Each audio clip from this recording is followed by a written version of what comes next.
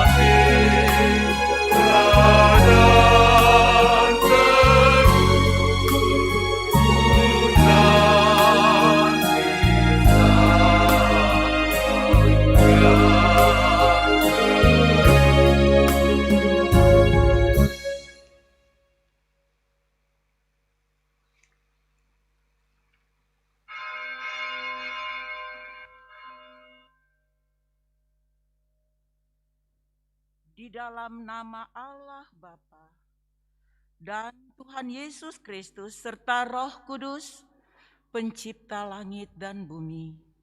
Amin. Siapakah yang boleh naik ke atas gunung Tuhan? Siapakah yang boleh berdiri di tempatnya yang kudus? Orang yang bersih tangannya dan murni hatinya, yang tidak menyerahkan dirinya kepada penipuan dan yang tidak bersumpah palsu, dialah yang akan menerima berkat dari Tuhan dan keadilan dari Allah yang menyelamatkan dia. Haleluya, haleluya, haleluya.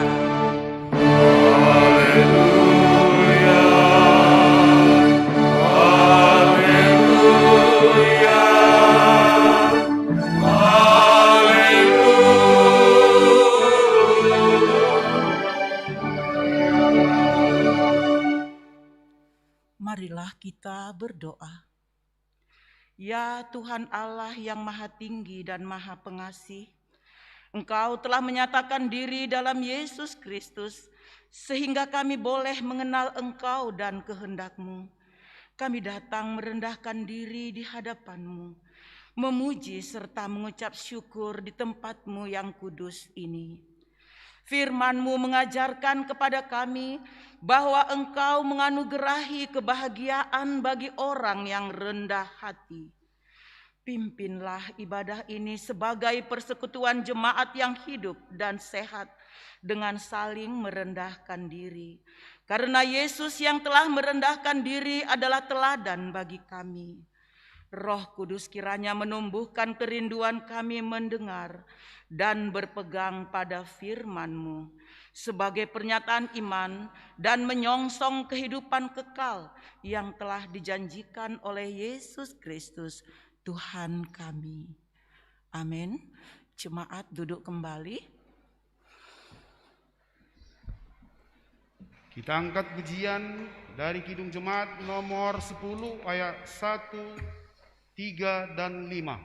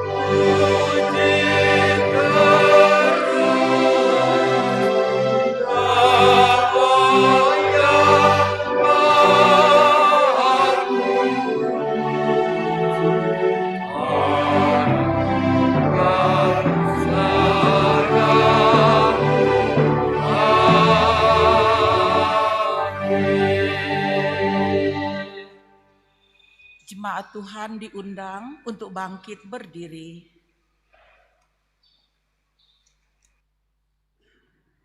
Kita berdoa untuk mengaku dan memohon keampunan dosa kita. Ya Tuhan Allah Bapa yang penuh rahmat, secara jujur kami mengaku kami telah berdosa kepadamu, baik dalam pikiran, perkataan, dan perbuatan. Hati kami sering tidak tertarik untuk bersekutu beribadah, sebab perkara-perkara yang lain sering lebih menarik hati serta menggoda pikiran kami. Ada kalanya kami hanya memberikan sisa-sisa waktu yang terluang untuk persekutuan di jemaat-Mu. Kami juga berdosa karena dalam kehidupan bersama sebagai warga jemaat, warga masyarakat, dan anggota keluarga, kami kurang bertanggung jawab, bahkan sering bersikap egois, serta kurang peduli terhadap sesama. Pri kehidupan kami tidak mencerminkan kemurahan hati, kebaikan, kelemah lembutan, melainkan sering menimbulkan amarah bagi orang lain. Kami sering tidak melayani sesama yang membutuhkan pertolongan. Orang yang menderita dan berduka sering tidak kami doakan. Orang yang putus asa tidak kami hiburkan. Ya Allah, Engkau adalah Bapa yang penuh rahmat. Kami memohon, ampunilah dosa-dosa kami, sehingga kami dapat kembali menjadi layak disebut anak-anak-Mu. Tuntunlah kami oleh Roh Kudus-Mu untuk melakukan kehendak-Mu selama hidup kami. Dalam nama Yesus Kristus, kami naikkan doa permohonan ini. Dengar dan yakinilah firman Tuhan, janji tentang keampunan dosa. Demi Aku yang hidup, demikianlah firman Tuhan Allah. Aku tidak berkenan kepada kematian orang fasik, melainkan Aku berkenan kepada pertobatannya, supaya ia hidup. Kemuliaan bagi Allah di tempat yang maha tinggi. Amin. Jemaat duduk kembali. Kita angkat pujian dari Kidung Jemaat nomor 383 ayat 1.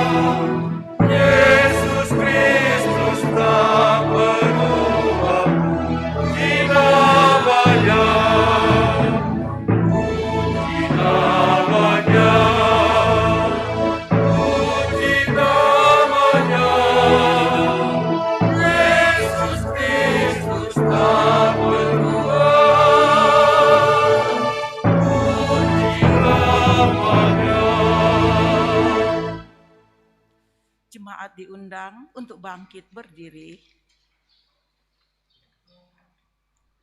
Marilah kita mengikrarkan pengakuan iman kita bersama-sama dengan orang percaya di segala tempat di sepanjang zaman dan masa.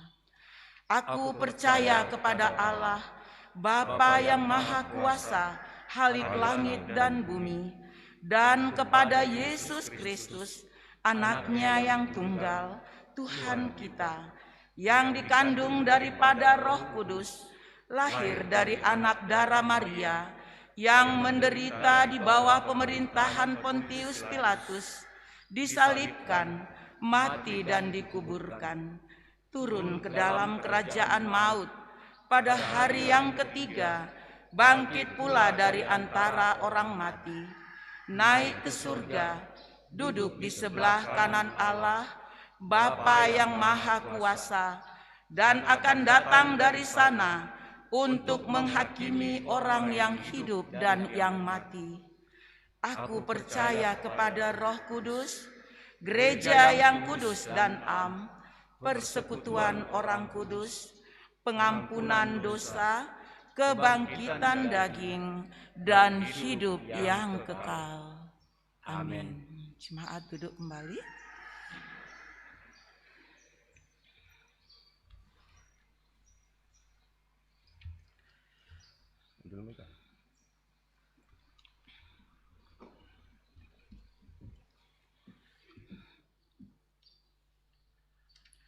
Shalom, Shalom. selamat pagi, selamat hari Minggu bagi kita yang berada di dalam gereja untuk mengikuti ibadah. Begitu juga saudara-saudara kami yang mengikuti ibadah secara live streaming.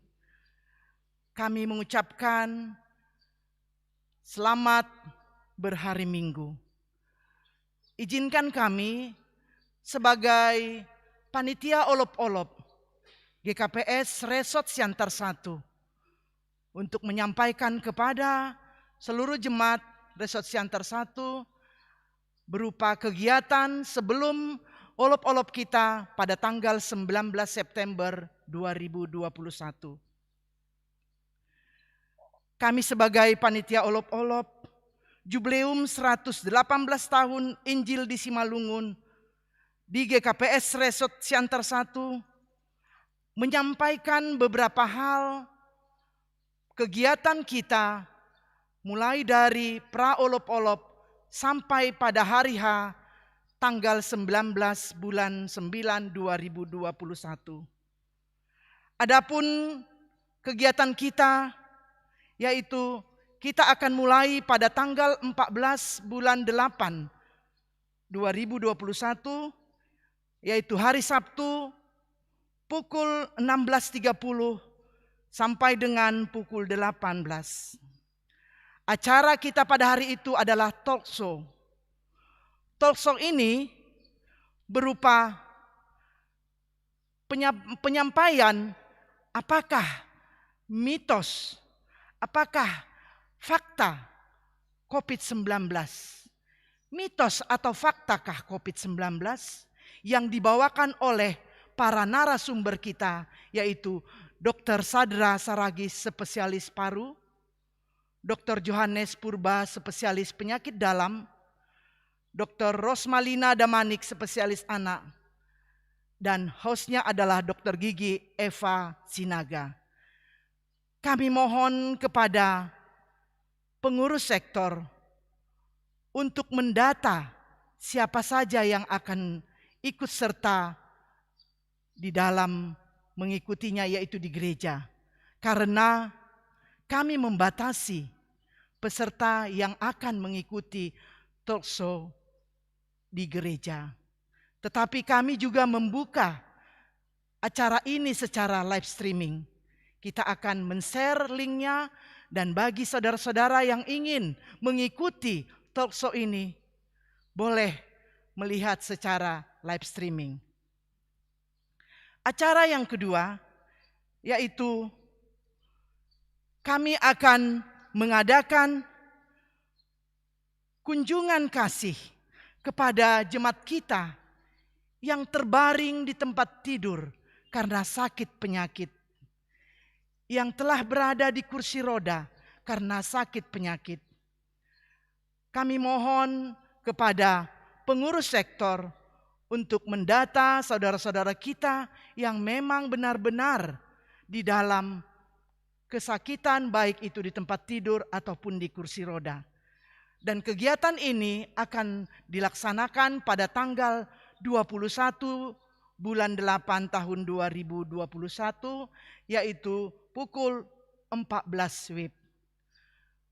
Panitia juga akan mengadakan pemeriksaan gratis donor darah pada tanggal 28 Agustus 2021 pukul 9 pagi. Begitu juga panitia akan berkunjung ke RBM dan juga Panti Asuhan BKM pada tanggal 4 September 2021. Oleh karena itu, kami panitia sangat mengharapkan kepada seluruh jemaat doanya agar acara ini dapat berjalan dengan baik. Pada tanggal 18, panitia akan menyampaikan atuk mangan kepada jemaat kita. Ini juga kami mohon kerjasama dari seluruh pengurus sektor kepada seksi konsumsi. Berikutnya pada tanggal 19 bulan 9, inilah acara kita Olop-olop Resort Siantar 1. kami mohon dukungan dana dari saudara-saudara sekalian. Penyampaian dana bisa berupa bentuk video, bisa juga running text, boleh juga melalui proposal, dan juga bantuan atuk mangan 45.000 per orang.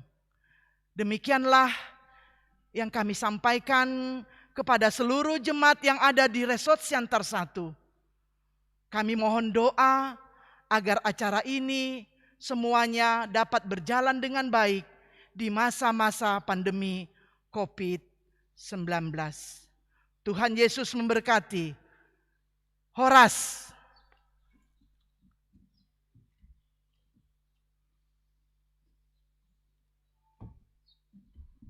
Ting-ting tambahan, telah meninggal dunia Bapak JM Simbolon, Sektor 2, alamat duka Jalan Sinar, meninggal dunia tanggal 1 Agustus 2021. Mari kita angkat pujian dari Kidung Jemaat nomor 439, ayat 1, 3, dan 4.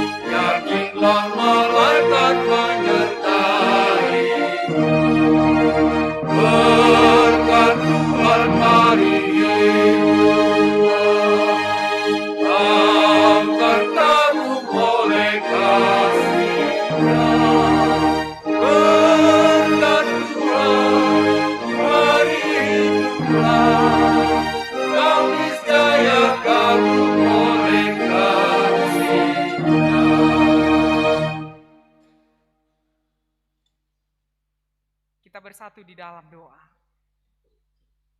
Damai sejahtera Allah yang melampaui segala akal akan memelihara hati dan pikiran dalam Kristus Yesus Tuhan kita. Amin. Saudara-saudara yang terkasih dalam nama Tuhan Yesus Kristus, kita bersyukur Tuhan memberkati kita menjalani hari-hari tanpa terasa kita sampai di tanggal 1 Agustus 2021. Dan minggu ini dinamakan sebagai minggu ke-9 setelah Trinitatis. Firman Tuhan untuk kita di hari ini, di minggu ke-9 setelah Trinitatis, yaitu dari Efesus 4 ayat 1 sampai 7.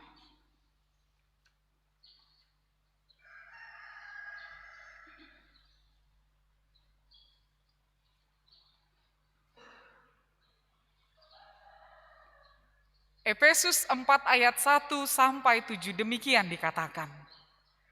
Sebab itu aku menasihatkan kamu. Aku orang yang dipenjarakan karena Tuhan. Supaya hidupmu sebagai orang-orang yang telah dipanggil berpadanan dengan panggilan itu. Hendaklah kamu selalu rendah hati, lemah lembut, dan sabar. Tunjukkanlah kasihmu dalam hal saling membantu.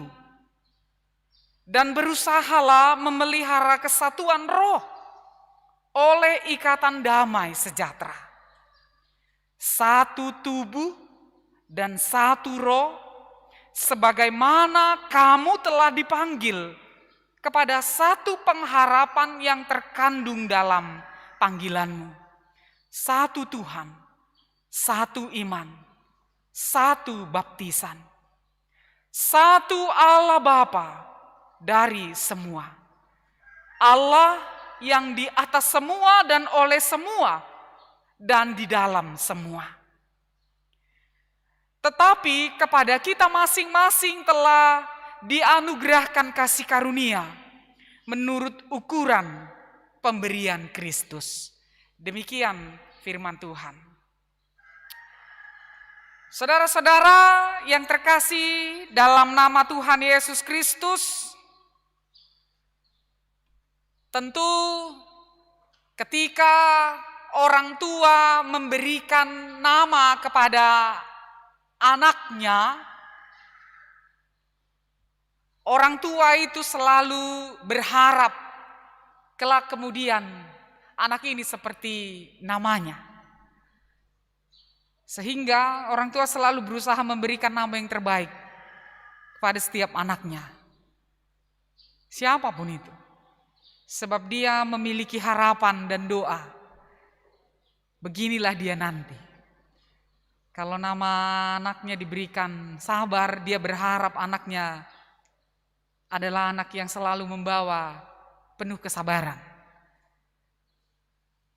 Kalau nama anaknya nama bintang film, orang tua berharap kelak anaknya sukses setenar bintang film idolanya itu. Atau kalau dia adopsi nama-nama tokoh dunia, begitu dalam impian orang tuanya. Saudara-saudara, tentu panggilan yang diberikan kepada kita itu harus menggambarkan itulah diri kita. Firman Tuhan ini katakan bahwa orang yang dipanggil harus berpadanan dengan panggilan itu.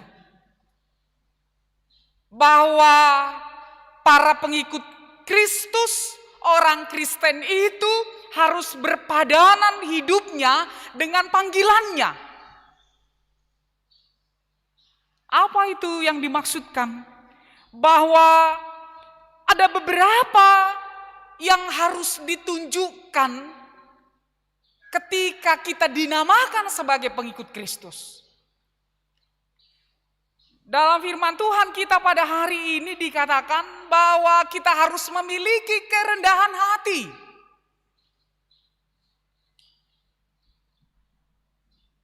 Rendah hati itu artinya mengenal siapa dirinya. Mengetahui bahwa hidupnya hanya oleh kasih karunia Tuhan, bukan karena kekuatannya sendiri. Jadi panggilan hidup kita itu harus menjadi orang yang rendah hati. Itu yang dikatakan yang pertama.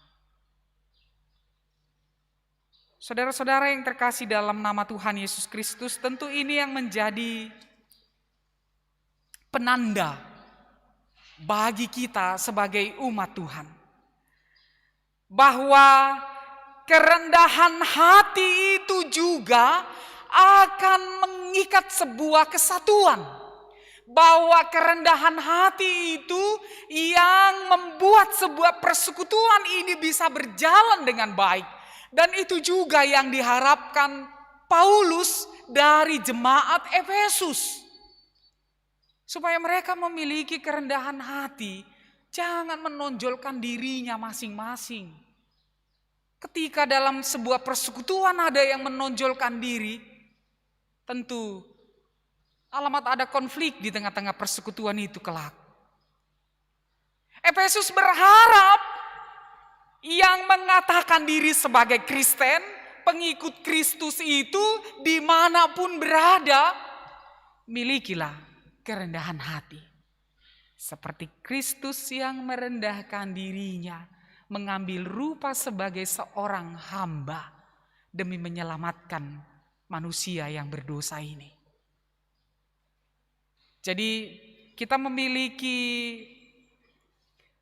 teladan, yaitu Kristus yang harus kita ikuti soal kerendahan hati ini. Yang berikut dikatakan bahwa milikilah kelemah lembutan.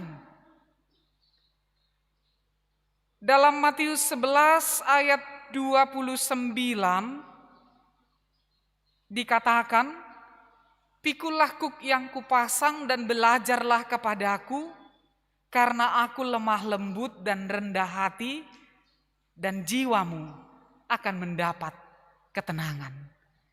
Itu pernyataan Tuhan Yesus Kristus. Pikulah kuk yang kupasang dan belajarlah kepadaku, karena aku lemah lembut dan rendah hati, dan jiwamu akan mendapat ketenangan. Saudara-saudara yang terkasih dalam nama Tuhan Yesus Kristus, orang yang lemah lembut itu bukan orang yang lemah. Jangan salah. Orang yang lemah lembut itu bukan hanya persoalan kata-kata yang lemah lembut. Sebab bisa saja kata-katanya lemah lembut, tapi belum tentu hatinya, sikapnya, kepribadiannya. Bahwa orang yang lemah lembut itu artinya bisa menguasai dirinya, bisa menempatkan diri dengan baik dalam segala situasi. Bisa marah pada waktu yang tepat. Jangan pikir orang lemah lembut tidak bisa marah. Dia bisa marah. Tapi pada waktu yang tepat. Bisa menguasai dirinya. Tidak asal-asal marah, sedikit-sedikit marah, sedikit-sedikit marah. Dia sedikitnya marah. Dan pada yang tepat waktunya.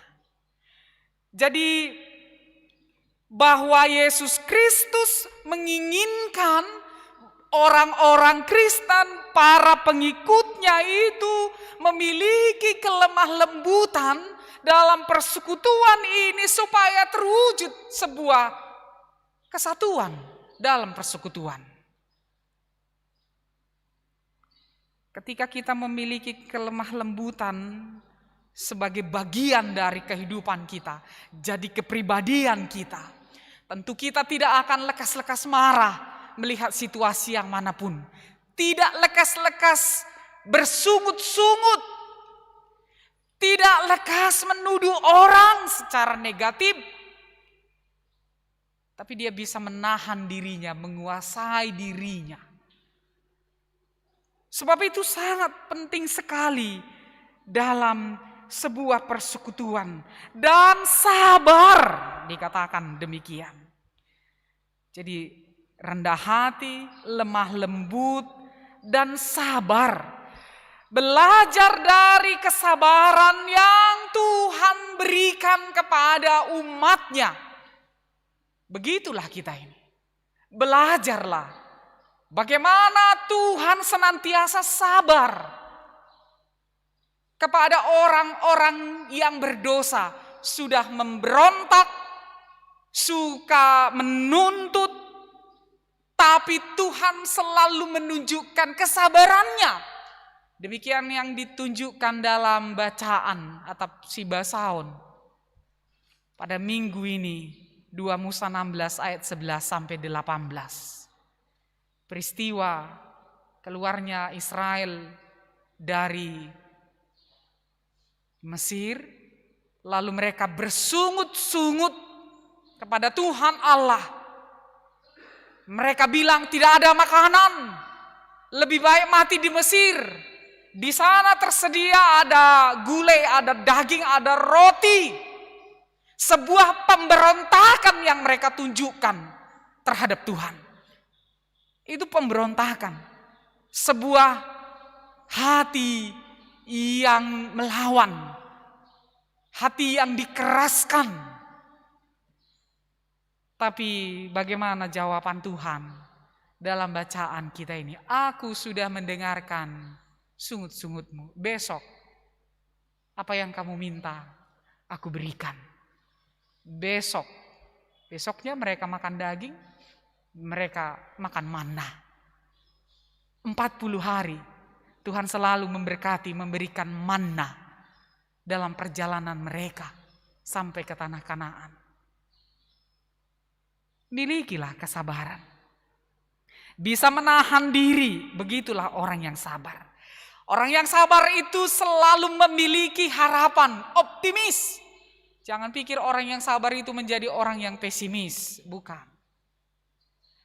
Tapi dia adalah orang yang mempercayakan dirinya sepenuhnya kepada Tuhan. Dia percayakan dirinya sepenuhnya kepada Tuhan, tidak tanggung-tanggung.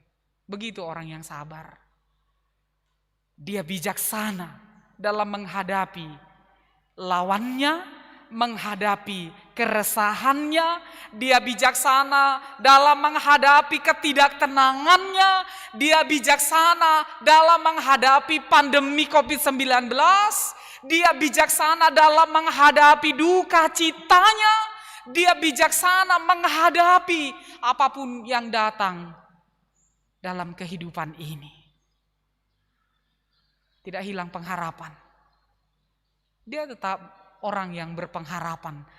Dan kata kuncinya, dia percayakan hidupnya sepenuhnya kepada Tuhan. Itu orang yang sabar. Sabar dan tahan dalam penderitaan. Orang yang sabar sekali lagi tidak pernah bersungut-sungut.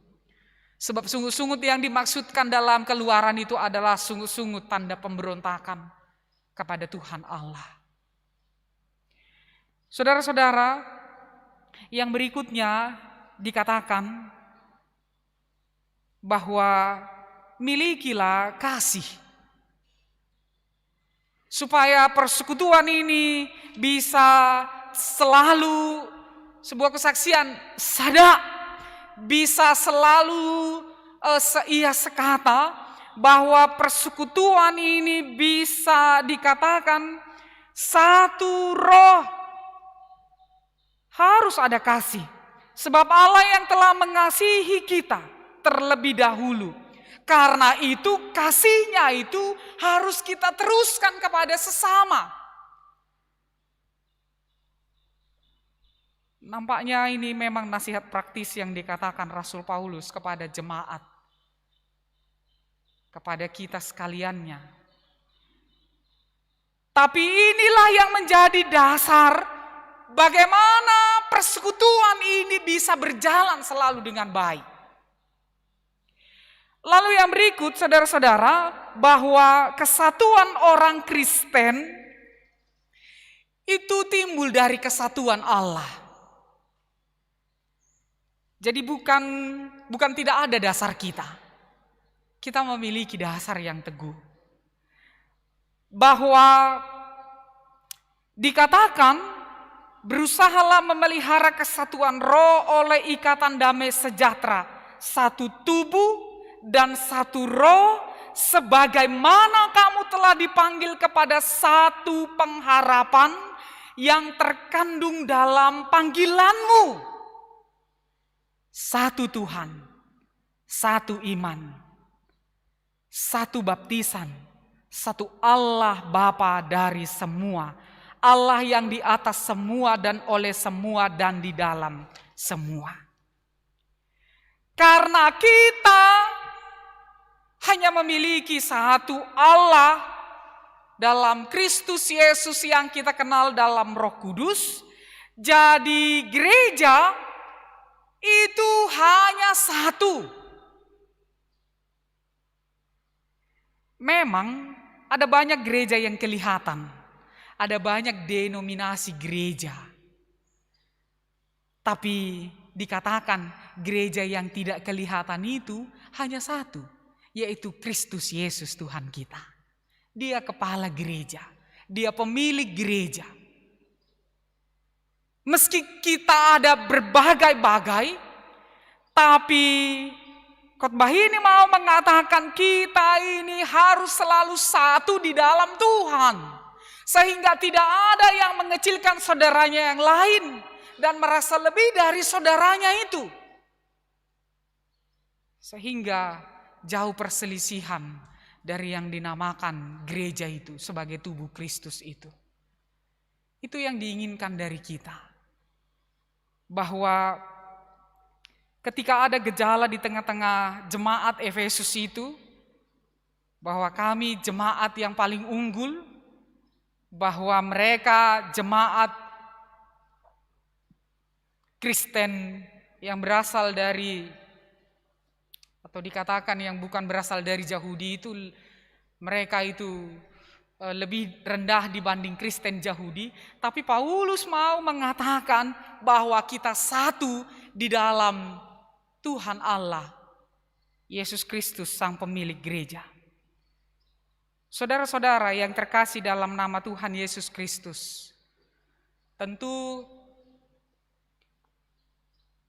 dalam sebuah persekutuan, dalam gereja yang orangnya sangat majemuk sekali, bisa saja konflik mengintai gereja tersebut. Bisa saja di tengah-tengah kita ini hati kita, keegoan kita menuntut ataupun protes, silahkan saja protes, menuntut secara baik, secara positif. Tapi satu hal yang harus kita jauhkan, bahwa tidak ada keegoan kita yang mau kita tunjukkan di gereja, tapi biarlah nama Tuhan yang semakin dimuliakan di tengah-tengah gereja kita ini. Siapapun kita, tujuan kita pasti satu, sama. Siapapun kita yang datang ke sini, tujuannya harus sama, demi kemuliaan nama Tuhan. Jauh untuk kemuliaan pribadi lepas pribadi. Menjaga kesatuan dengan damai sejahtera, tanpa perang, tapi selalu dengan keharmonisan individu dengan yang lainnya. Itu yang lebih penting. Dalam perjalanan gereja di tengah-tengah pandemi, ada banyak kebijakan memang yang harus diberikan dan harus dikoreksi kembali. Tak jarang juga dalam mengambil keputusan bisa saja terjadi ketidaksesuaian antara yang satu dengan yang lain, antara jemaat yang satu dengan yang lain, antara pelayan majelis yang satu dengan yang lain. Itu bisa saja terjadi, manusiawi. Sebab kita memiliki pendapat kita dan cara pandang kita masing-masing. Tapi meski kita memiliki pendapat dan cara pandang kita masing-masing, kita harus ingat dan harus tahu bahwa tujuan kita hanya untuk kemuliaan Kristus, bukan ambisi pribadi masing-masing. Dan karena itu yang terakhir dikatakan, tetapi kepada kita masing-masing telah dianugerahkan kasih karunia menurut ukuran pemberian Kristus. Dan kepada kita masing-masing telah diberikan kasih karunia menurut ukuran pemberian Kristus. Setiap kita mendapatkan kasih karunia yang pas, dan Kristus yang memberikannya yang sesuai takaran yang patut kita miliki. Tidak ada yang kelebihan, tidak ada yang kekurangan. Semuanya pas Tuhan berikan. Coba kita lihat masing-masing diri kita. Jangan lihat kanan kirinya, lihat aja dirinya. Iya ya, sudah pas ini ya. Akan begitu refleksi pribadi kita. Sudah pas ini ya. Ketika Tuhan berikan kelemahan seperti ini, nampaknya ini juga sudah pas. Ketika Tuhan berikan ada kelebihan, nampaknya ini memang pas buat saya. Sehingga kita mensyukuri apa yang ada pada diri kita. Kita berterima kasih. Kita tahu bahwa semuanya itu hanya karena kasih karunia. Karena itu saudara-saudara yang terkasih dalam nama Tuhan Yesus Kristus, dalam karunia yang berbeda-beda itu kalau kita sadari, sehingga kita bisa saling melengkapi satu sama lain. Ada yang berlebih, ada yang kurang. Yang berlebih harus membantu yang kurang. Yang kurang harus dengan tangan di bawah dan mengatakan, terima kasih Tuhan karena Engkau membantu saya melalui saudara saya yang di sana. Karena itu saudara-saudara yang terkasih dalam nama Tuhan Yesus Kristus, biarlah apa yang ada pada kita, yang kita miliki, baik kekuatan dalam diri, baik kemampuan, baik cara berpikir, demikian juga berkat yang ada Tuhan berikan untuk kita sekalian ini. Meski berbeda-beda, kita harus memakainya untuk kemuliaan Tuhan. Demi kesatuan di tengah-tengah jemaat Tuhan ini. Biarlah kasih karunia Tuhan itu selalu diam di tengah-tengah kita. Amin. Kita bersatu di dalam doa. Bapa di dalam surga, terima kasih ya Tuhan. Sampai hari ini, tak henti-henti kasih setiamu kepada kami. Engkau cukupkan segala keperluan kami. Engkau berkati kehidupan kami. Di tengah-tengah jemaat ini, Engkau Tuhan yang mempersatukan kami melalui Roh Kudus. Engkau yang mengikat sekalian jemaat-Mu ini ya Tuhan. Bapa di dalam surga, kami juga bermohon kiranya Engkau yang selalu meletakkan hati yang penuh kelemah lembutan, rendah hati, yang penuh kasih dan kesabaran. Sehingga ketika itu diam di dalam diri kami, itu yang akan menggerakkan setiap kehidupan ini. Sehingga kami bisa hidup bersama di tengah-tengah persekutuan ini. Kami bisa saling menolong, saling menopang. Kami bisa memberikan dampak kepada orang-orang di sekitar kami. Bapa di dalam surga, dalam ketertundukan ini kami bermohon kepadamu. Tuhan, Engkau yang menjamah saudara-saudara kami yang terbaring lemah karena kondisi sakit penyakit. Taruhkan tangan-Mu di atas kepala mereka, memberkatinya. Bapa di dalam surga, Engkau yang mendampingi saudara-saudara kami yang terkonfirmasi positif COVID-19 di rumah sakit isolasi mandiri. Dalam ketakutan, dalam kegelisahan, Tuhan datanglah melawat mereka, memberkati mereka, sehingga daya tahan tubuhnya semakin bertambah melawan penyakit tersebut. Tuhan Yesus kasihani juga saudara kami yang berduka. Kami mendengarkan berita duka cita bahwa telah meninggal dunia Bapak J.M. Simbolon. Tuhan, kiranya kasih-Mu yang menopang segenap keluarga yang ditinggalkan. Itu yang membuat mereka berpengharapan dan tetap teguh dalam situasi duka cita ini. Bapa di surga, demikian juga saudara-saudara kami yang lain yang dalam proses untuk bisa sembuh dalam duka citanya. Tuhan tolong dan kuatkanlah mereka. Bapa di dalam surga, kami bersyukur Engkau yang senantiasa memberkati dan memberikan kehidupan yang baru kepada saudara-saudara yang berulang tahun pernikahan juga. Tuhan, genapi sukacita mereka, sertai langkahnya setiap hari, sehat badannya, kuat imannya. Demikianlah dia menjalani hari-hari kehidupannya ke depan. Tuhan Yesus, Engkau yang memberkati anak-anak jemaat-Mu ya Tuhan, anak-anak sekolah minggu, remaja secara khusus mereka yang disarankan tetap di rumah.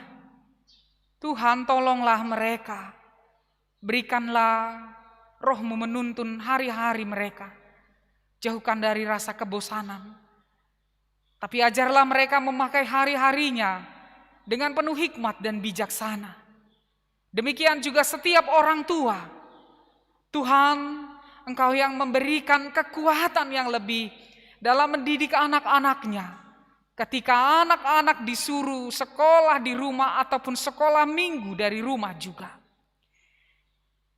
Dengan demikian, kehidupan kami selalu penuh rasa syukur dan berterima kasih kepadamu. Tuhan, ampunilah dosa-dosa kami. Dengarkanlah doa kami dalam nama Yesus Kristus kami berdoa. Amin.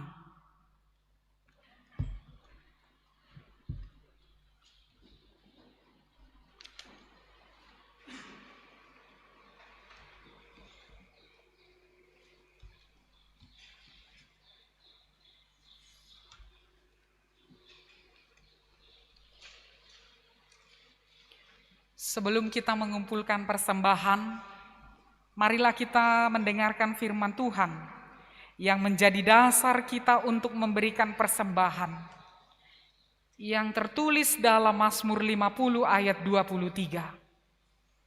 Siapa yang mempersembahkan syukur sebagai kurban, ia memuliakan aku. Sekarang marilah kita mengumpulkan persembahan kita.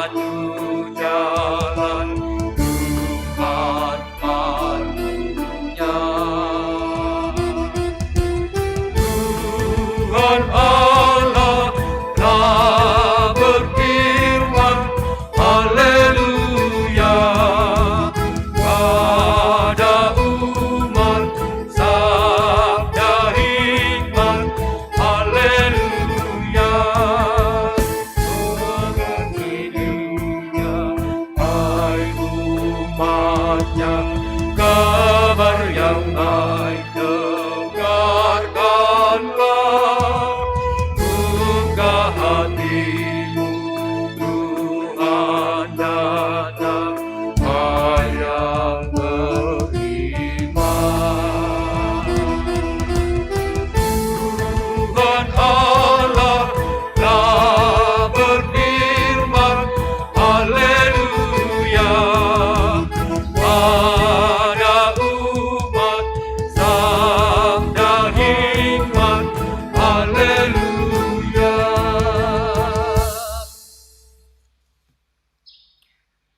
Marilah kita bangkit berdiri. Kita berdoa untuk menyerahkan persembahan kita kepada Tuhan. Ya Tuhan Allah, Bapa yang Maha Murah dan Pengasih, kami bersyukur dan berterima kasih atas segala berkat dan anugerah-Mu yang senantiasa melimpah dalam hidup kami. Tuhan telah menyertai kami dan memberkati segala pekerjaan kami hingga hari ini. Dengan rasa syukur dan terima kasih, kami datang ke hadirat-Mu membawa persembahan syukur dan pujian kami kepadamu yang sesungguhnya bersumber dari pemberian-Mu jua. Kiranya Engkau berkenan menerimanya untuk kemuliaan nama-Mu. Di dalam nama Yesus Kristus Tuhan kami, terimalah doa persembahan kami ini. Amin. Padamu Tuhan dan Allahku kupersembahkan hidupku.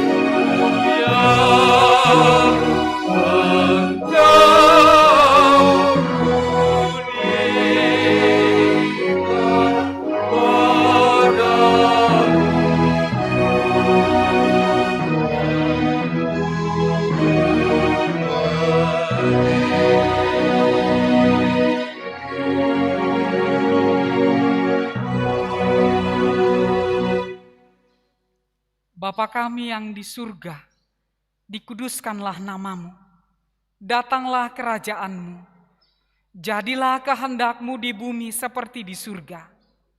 Berikanlah kami pada hari ini makanan kami yang secukupnya, dan ampunilah kami akan kesalahan kami, seperti kami juga mengampuni orang yang bersalah kepada kami.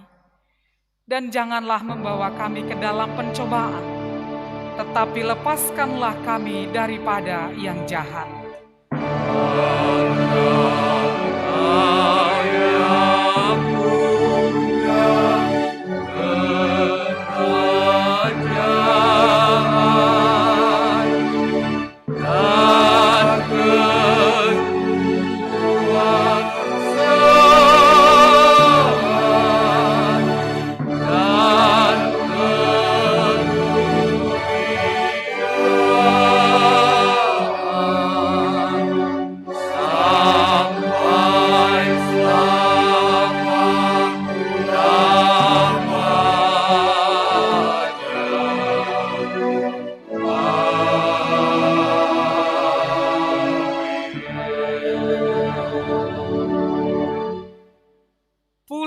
Dengan damai sejahtera dan terimalah berkat dari Tuhan Allah.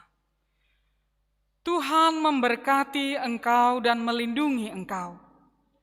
Tuhan menyinari engkau dengan wajah-Nya dan memberi engkau kasih karunia. Tuhan menghadapkan wajah-Nya kepadamu dan memberi engkau damai sejahtera. Amin. Amin.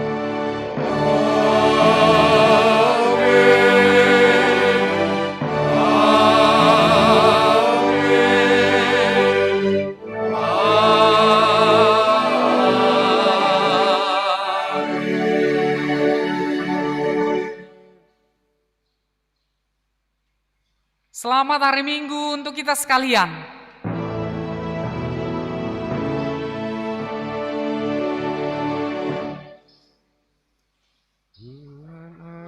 Mati lagi.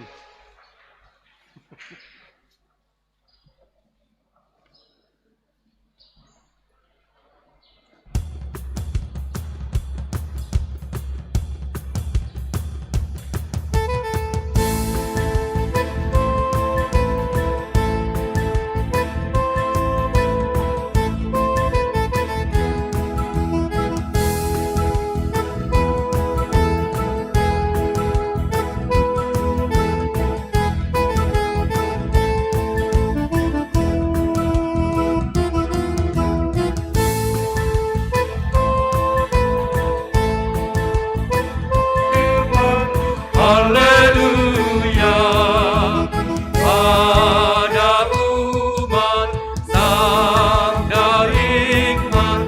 Haleluya, buka telinga hai umatnya, kabar yang baik dengarkanlah. Buka hatimu, Tuhan datang, hai yang beriman. Tuhan Allah telah berfirman, haleluya, pada umat serta hikmat. Haleluya, barang siapa